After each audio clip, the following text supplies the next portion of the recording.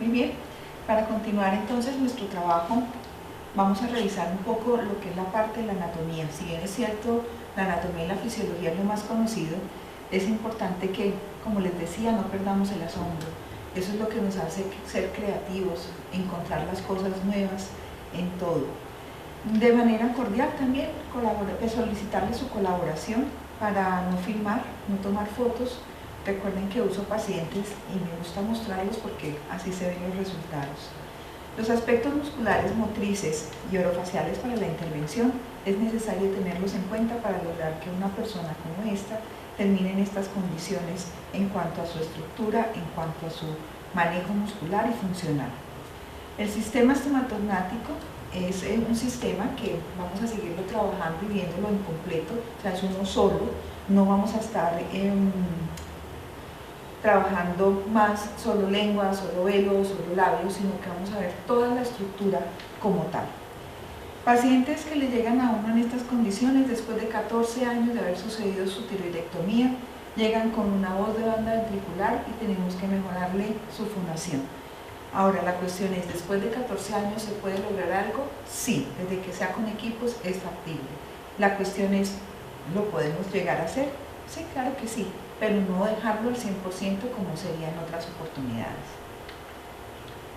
Bueno, entrando entonces con nuestro sistema estomatognático, la parte muscular, todo músculo del cuerpo tiene siempre un origen, un vientre, una inserción, que siempre el origen es proximal y normalmente cuando se habla del músculo, músculos como el homoideeo, el primer nombre dice el origen y el último dice el final. Entonces el homoideeo nace en el omoplato y muere en el ilioides.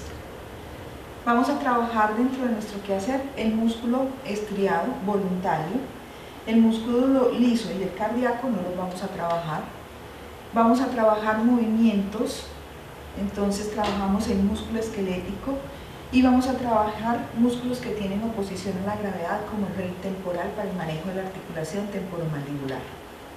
Asimismo, vamos a trabajar músculos superficiales y profundos, superficiales como el cutáneo del cuello, profundos como los pterigoideos. Importante tener en cuenta que nosotros tenemos diferentes capas en la parte orofacial. Tenemos una capa contráctil, conjuntiva y otro tipo de componentes dentro de esta capa orofacial. La parte contráctil es la que nos da movimiento, fuerza y presión. La conjuntiva es la que permite transmitir la fuerza, favorece el deslizamiento, pero esta capa está hecha básicamente de grasa, de procesos grasos para que pueda deslizarse el músculo fácilmente sobre ella. Y tenemos otro tipo de componentes como serían en este caso la glándula salival, los vasos, los nervios, las arterias y también lo que comprende el drenaje linfático, todo lo que tiene que ver con los procesos de la linfa. Bien, entonces tenemos que nuestro sistema estomatognático, aquí lo podemos ver perfectamente, vemos que los músculos en ningún momento se diferencian fácilmente. El único que medio vemos aquí diferenciando es el cigomático mayor. De resto, los músculos que nacen en el malar y se insertan en el orbicular no son perceptibles. Entonces, de las características que nosotros tenemos, vamos a encontrar que los músculos de la cara tienen solo una fascia, tienen solo una aponeurosis, no tienen tendones y no tienen fibras delimitadas. Aquí se ve claramente que no tienen fibras delimitadas. Lo de no tiene tendones, no tiene uso muscular, esta parte nos la terminan de corroborar otros autores. Entonces en 2015, si ustedes buscan en mi página Fonoactiva, van a encontrar que desde 1987 ya se hablaba de que no tenemos sino una sola fascia y esta fascia nos permite un deslizamiento en conjunto de ciertos músculos para poder realizar la fonoarticulación. Tenemos así entonces que según estos dos autores, Hyuto y Bato, tenemos que no es tendinoso, no se ven tendones en nuestro sistema. Si fuera así sería una sola contracción, un solo movimiento. Superposición de fibras, por ejemplo aquí es difícil determinar en dónde el orbicular se mezcla con los músculos que nacen en el malar. En el orbicular de la boca es difícil saber dónde llegan los músculos, entonces tenemos que es muy importante del resto de la musculatura del cuerpo. Si nosotros observamos un bíceps, un tríceps, un cuádriceps, vamos a encontrar que los músculos vienen en bolsitas, en fascias, pero envueltos en estas fascias a nosotros nos permitirían solo un movimiento, mientras que los músculos de la cara no tienen sino una sola fascia y se deslizan a través de la grasa. Además tienen variabilidad en la comunicación morfológica. ¿Por qué? Por los tipos craniofaciales. Tenemos que algunas personas son clase 3, clase 2, dolicocefálicos, braquicefálicos, y eso hace que tengamos diferentes tipos de presentación de la musculatura. Ahora, también estos autores, Justin R. Couto y Bato, en el 2015 establecen que existen 6 capas de la piel hacia la parte más interna, donde encontramos piel, compartimientos de grasa, toda la parte aponeurótico muscular, la fascia, los músculos faciales, la fascia profunda, más grasa, ligamentos que fijan esta estructura. Por eso cuando se habla tanto de masaje de movilidad de tejidos blandos y de movimiento miofacial, a mí me preocupa porque si tenemos una sola fascia y músculos como este, el cigomático mayor, sale de la fascia, se puede descolgar fácilmente. Nosotros podemos tener masajeadores que al momento que lo utilizamos en cara se descuelga la fascia y entonces el paciente queda con carita triste. Son pacientes que terminan con bolsitas bajo el mentón. Entonces nosotros no podemos permitir que eso suceda en nuestros pacientes. Aquí vemos de nuevo la fascia facial en esta forma y cómo diferencia una musculatura más superficial de una musculatura más profunda. Tenemos aquí lo que les decía, donde nace el cigomático mayor, que nace en la aponeurosis facial y termina en el orbicular de la boca. Entonces, la ventaja de tener los músculos como los tenemos es que podemos hacer toda la expresión facial. Si los tuviéramos metidos en bolsitas sería muy difícil, por eso no tenemos tendones, por eso no tenemos uso. Histológicamente, esta fascia se compone de una malla de septos fibrosos que envuelven grandes cantidades de grasa. Y mírenlos aquí, aquí vemos cómo envuelve la grasa y nos permiten los desplazamientos. Eso da propiedades bioelásticas que facilitan la comunicación entre los diferentes músculos para realizar toda la expresión facial. Esto permite que haya una mayor flexibilidad, mayor movilidad de los músculos de la mímica facial, lo que significa que para futuro, cuando empecemos el proceso de envejecimiento, va a ser más grave. Esa es la dificultad que tenemos. Ahora, en cuello tenemos solo 3 fascias. Una fascia que lleva solamente este músculo, que es el músculo esternocleidomastoideo. Él solito sí tiene uso, él solito sí tiene su fascia. De resto tenemos 2 fascias, una profunda y una más superficial, que permiten el deslizamiento de la musculatura supra e infraoidea. Como les decía, todo músculo está compuesto por fibras musculares. Las fibras musculares son células con un sarcolema que envuelve la célula, su núcleo, todo su retículo endoplasmático, con mitocondrias, citosomas, en fin, lo mismo que una célula. Si no tenemos uso muscular, si no tenemos órgano tendinoso, entonces ¿cómo realizamos el proceso propioceptivo? De alguna forma se debe realizar la propiocepción en cara. Ya vamos a ir analizando qué se obtiene, como les decía en filminas pasadas, en la despolarización de los mecanorreceptores.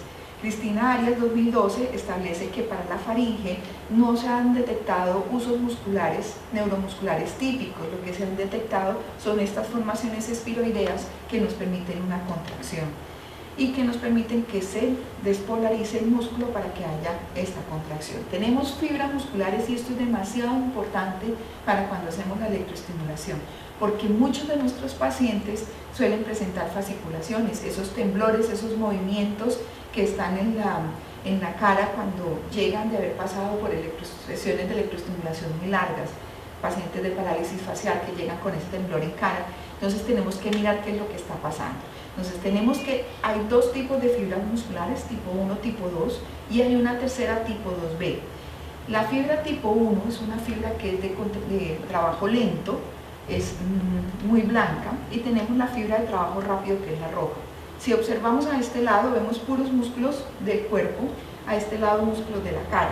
Vemos como los músculos del cuerpo en su mayoría están determinados por un número mayor de fibras tipo 1, mientras que si miramos los músculos de la cara tienen mezclas de fibra tipo 1, tipo 2 en los diferentes espacios. La fibra tipo 1 es más resistente al trabajo, se cansa menos, mientras que la fibra tipo 2 es una fibra que es de respuesta rápida, es de respuesta como la que necesitamos para parpadear, una respuesta constante, frecuente, y se cansa demasiado rápido. Por ejemplo, cuando estamos en el computador y nos concentramos en lo que pasa en el computador más de cierto tiempo, empezamos a tener fasciculaciones a nivel del párpado. Estos movimientos rápidos que se encuentran a nivel del párpado son los que nosotros encontramos en los pacientes que han venido de trabajo de electro continuo sin determinar la función específica de la cara, sobreestimulados en tiempo, en frecuencia, en fin.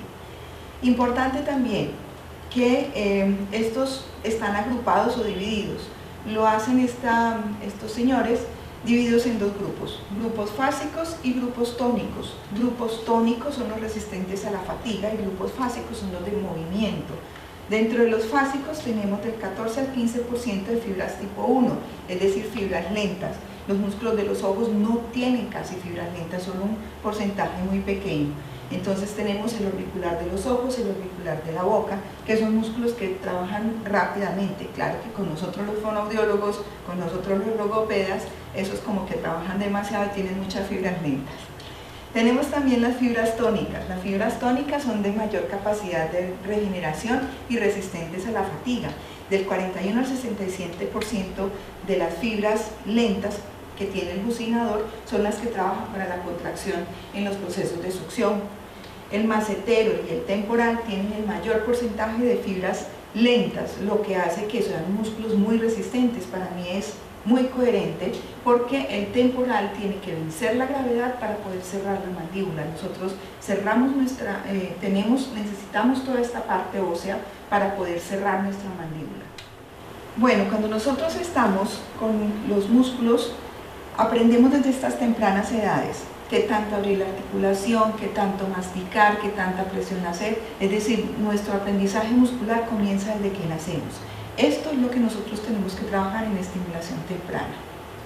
Por ejemplo, tenemos músculos pequeños con cantidades de unidades motoras que son específicos para los movimientos de la cara. Estos músculos van haciendo todo lo que es punto y modo de articulación en la medida en que se van generando todos los patrones del habla. Tenemos así entonces, hay áreas con numerosas placas motoras, áreas con placas motoras definidas y otras dispersas y placas motoras con patrones específicos. Entonces tenemos músculos que solo realizan una contracción, mientras que tenemos músculos que se vinculan con otros para hacer movimientos de una u otra forma, una levantada de ceja, una torcida de boca, todo ese tipo de cosas requieren mucha precisión de la musculatura orofacial. Los músculos de la cabeza, como estábamos hablando de cabeza y cuello, tienen fibras con más de una placa terminal. ¿Esto qué significa? Que se pueden vincular a diferentes movimientos, que se encuentran también en diferentes espacios, múltiples placas terminales, en zonas centrales de la fibra, en los centrales de la fibra. Ya ahora en 2015, estos odontólogos alemanes hablan de la diferente distribución de las placas en todo lo que es la musculatura facial, distribución a lo largo del músculo, distribución en origen e inserción de forma ovalada, saltos de placa terminal, vinculación con placas motoras de otros músculos. Quiere decir que nosotros vamos a tener que toda esta musculatura orofacial va a estar vinculada en movimientos, en sensaciones, de ahí que la dificultad sea con la parte vibratoria.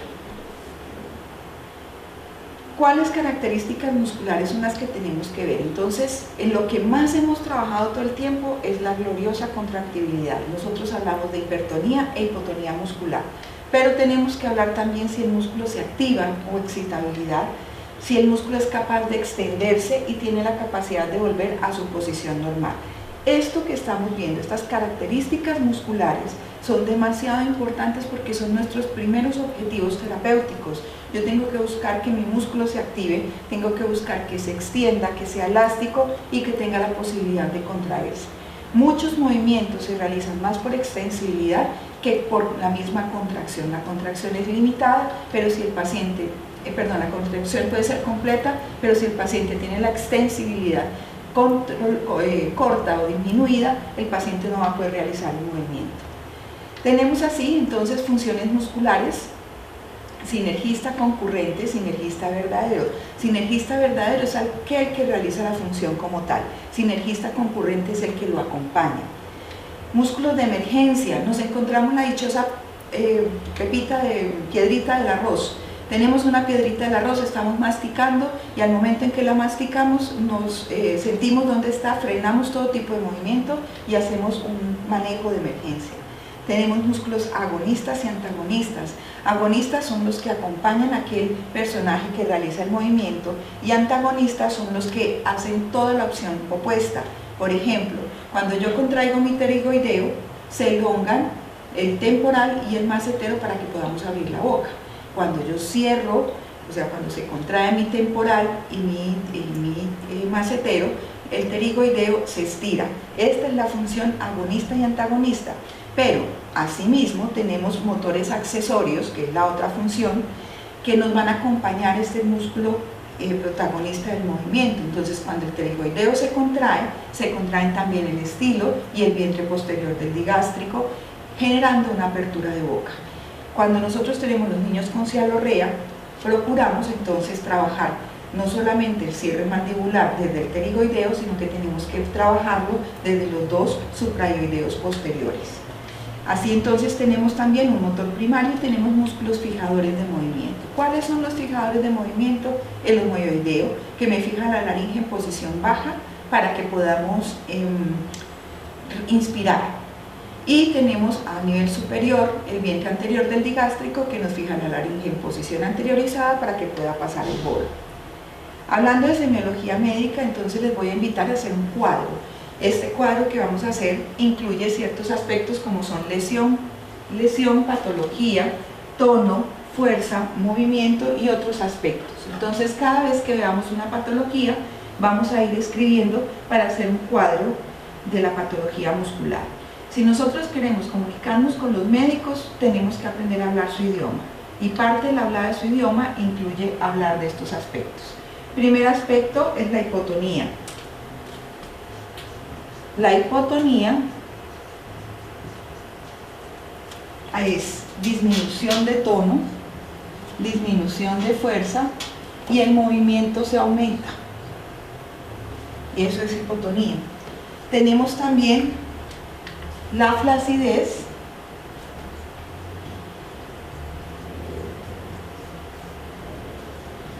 La flacidez es disminución de tono, disminución de fuerza, el movimiento, no hay movimiento,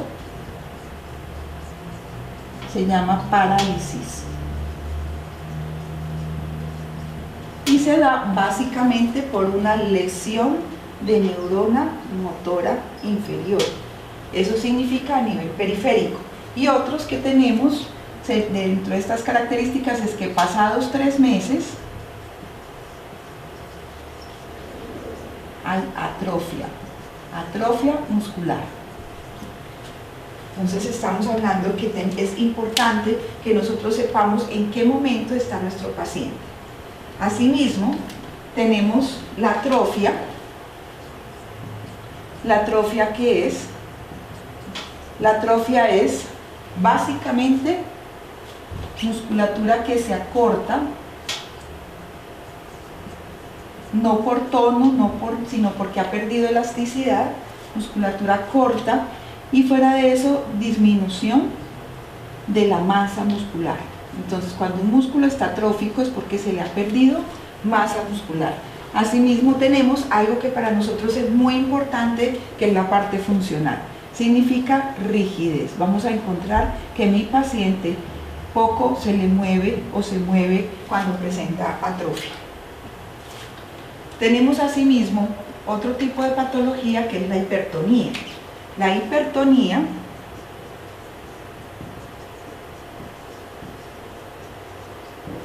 es aumento de tono, disminución de fuerza y movimiento restringido.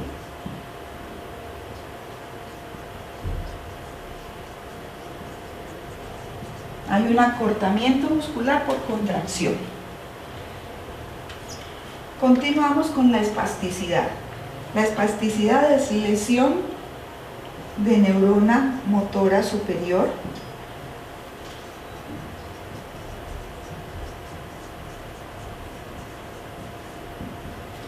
vamos a encontrar en la espasticidad aumento de tono, disminución de fuerza, pero la característica principal es el no movimiento, o sea, la parálisis.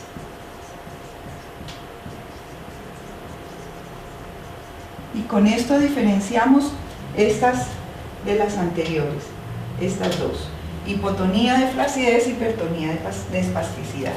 La espasticidad, más o menos pasados de 6 meses a 1 año, ya comenzamos con un proceso atrófico. Y esta atrofia ya nos lleva a un acortamiento muscular, pero este acortamiento sí va con aumento de tono. Pérdida de masa muscular. Muy bien. Vamos a ver el espasmo. El espasmo es una contracción abrupta, o sea, un aumento del tono abrupto con disminución de fuerza,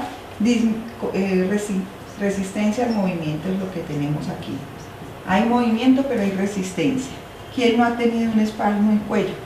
Y nos permite que no hay movimiento en cuello, lo cual hace que se nos complique la situación. Seguimos con los calambres. Los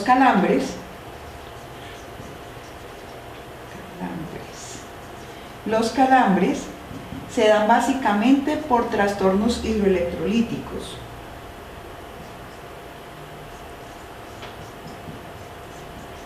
¿Esto qué significa?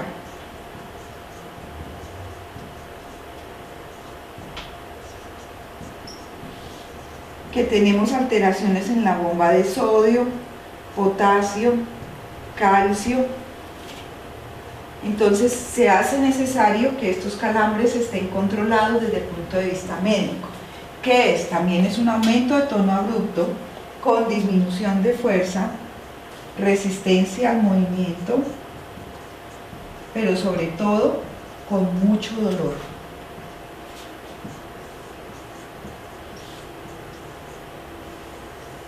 El calambre lleva mucho dolor. Mientras que el espasmo es un movimiento abrupto que nos puede generar una contracción, los calambres son exactamente alteraciones hidroelectrolíticas. Básicamente se controla el problema hidroelectrolítico y el paciente ya no lo tiene. Continuamos con la fatiga. La fatiga nos queda después de 1 hora de R. Cuando estamos trabajando la R, duramos 1 hora de terapia en R y ustedes saben que la R nos sale fricativa y deja de sonar R para sonar R porque estamos cansados. ¿Qué es la fatiga? La fatiga es aumento de tono, disminución de fuerza, resistencia al movimiento,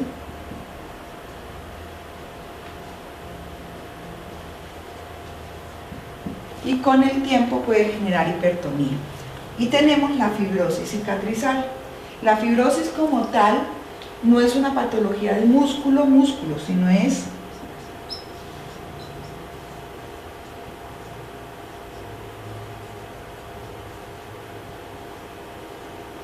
una patología en la que básicamente se nos restringe el movimiento, está restringido. No es resistencia, sino restringido. Se limita la amplitud del movimiento, perdemos calidad en cuanto a armonía. Esta fibrosis cicatrizal se da por una alteración celular. Básicamente las células no se desarrollan correctamente.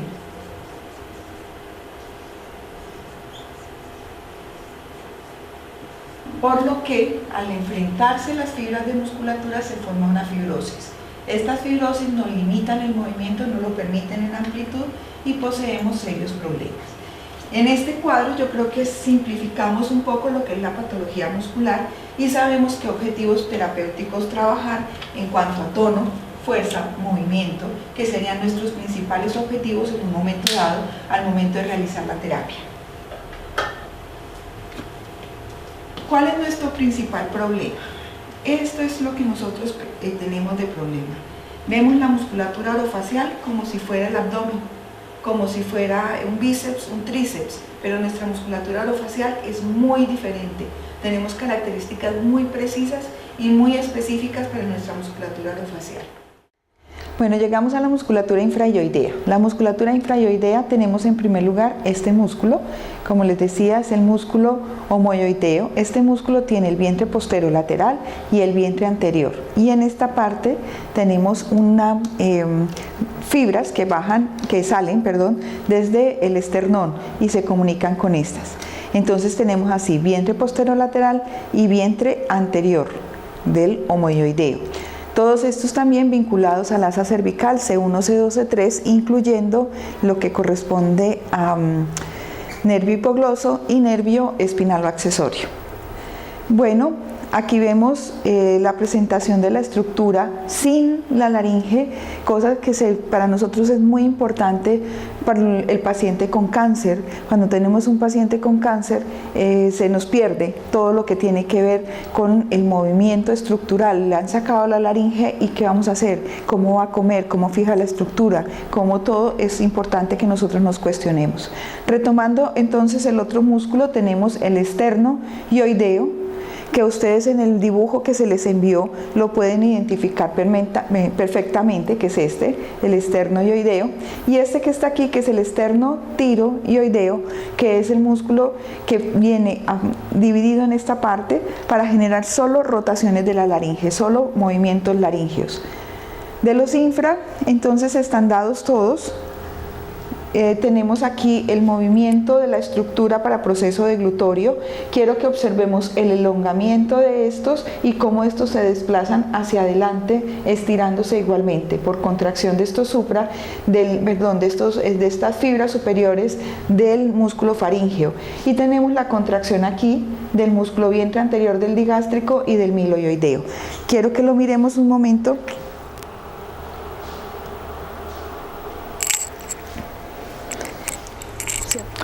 Vamos entonces con el resto de la musculatura.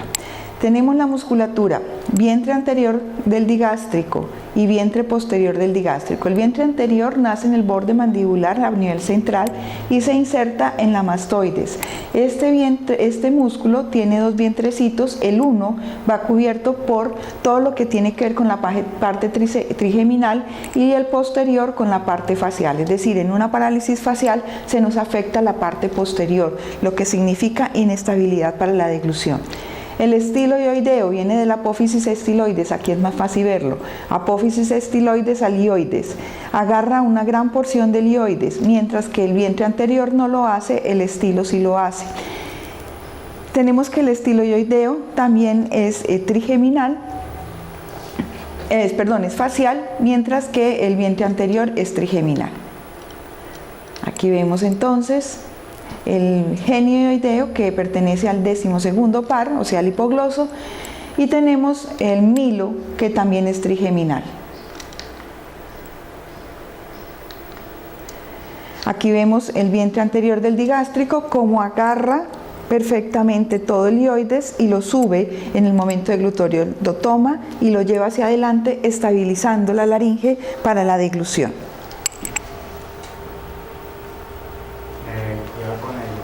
Roce, ¿está rozando mucho? Yo me muevo, listo. De nuevo.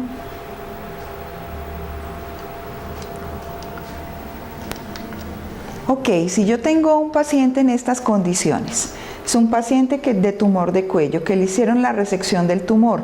Cuando tenemos un tumor y lo han sacado, tenemos que mirar que se afectó con la cirugía, no solo con la cicatriz.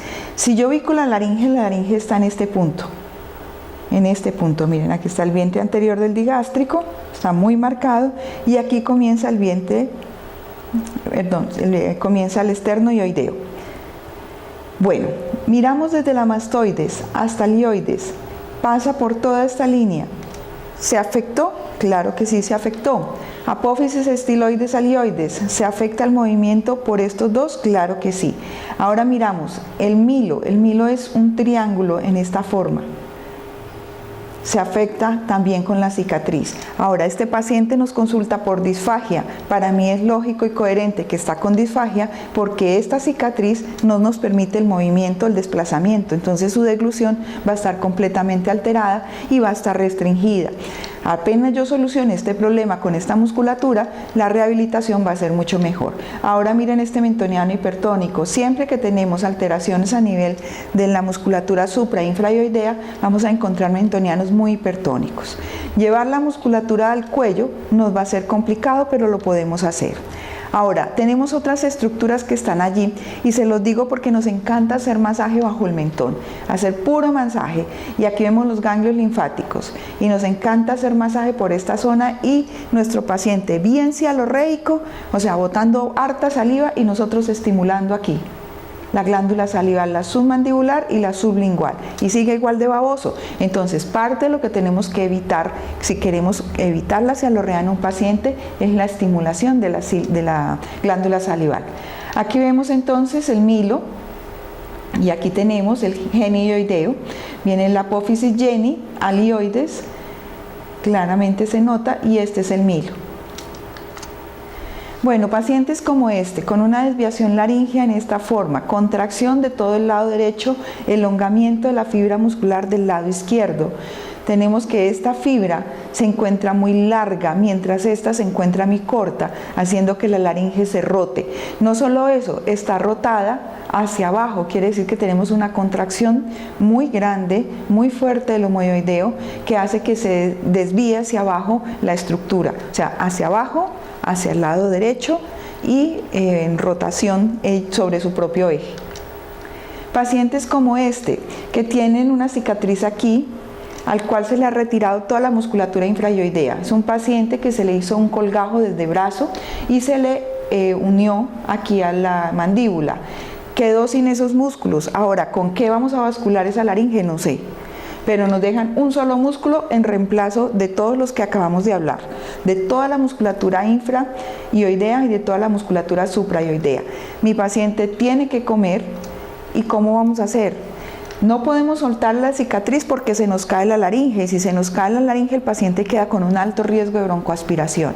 Lastimosamente eso le hicieron, le trabajaron la cicatriz, el paciente pierde sostén para su estructura y queda con disfagia porque no puede un solo lado subir toda la estructura.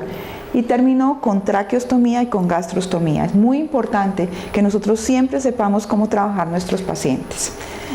Tenemos aquí otro paciente. Este paciente tiene una traqueostomía, tuvo una traqueostomía, y si ustedes observan tiene un hueco, una proyección hacia atrás.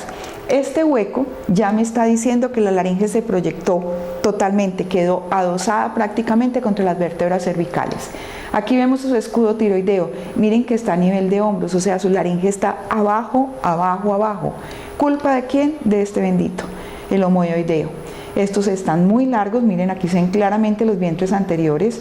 El paciente tiene su musculatura muy elongada, la supra muy elongada y la infra muy corta, generando dificultad para la deglución. Pacientes que se broncoaspiran con todo porque la estructura al momento en que se baja, el pliegue vocal se abre, y si el pliegue vocal se abre, el paciente se puede broncoaspirar con todo. Entonces un paciente que nos consulta con disfagia todo, con su gastrostomía, y la idea es que tenemos que arreglarlo porque esa musculatura no se puede quedar así. Tenemos la musculatura faríngea. La musculatura faríngea para mí es muy especial. El faríngeo nace en el rafe pterigomandibular de un lado y se conecta con el rafe pterigomandibular del otro, es decir, es un músculo circular en media luna. Tenemos el faríngeo medio, constrictor medio de la faringe, que es este que está aquí, agarrando perfectamente el ioides, todo el ioides, y el faríngeo inferior agarrando el cartílago tiroides. Si estos músculos, por X o Y motivo, llamémoslo radio, quimioterapia, intubación prolongada, traqueostomía, no se mueven, esto no se va a mover porque no van a dejar que se mueva la estructura. Casi siempre la culpa se la echan a este pobre. Y este pobre tonto que es el cricofaríngeo, que es el que por él no se mueve la estructura, que por él no permite que haya un buen movimiento de la laringe, y resulta que miren el tamaño de este músculo comparado con este músculo.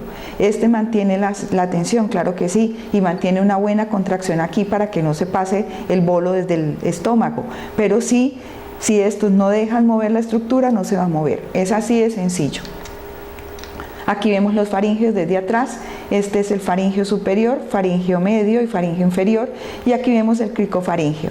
Entre el faríngeo inferior y el cricofaríngeo hay una tela roja. Esa telita se destruye fácilmente con la alimentación y se forma una bolsita. Esa bolsita se conoce con el nombre de divertículo de Zenker, y el divertículo lo que hace es que acumula la comida, haciendo que se vaya toda la estructura hacia adelante y ahí se produzca una disfagia mecánica. Bueno,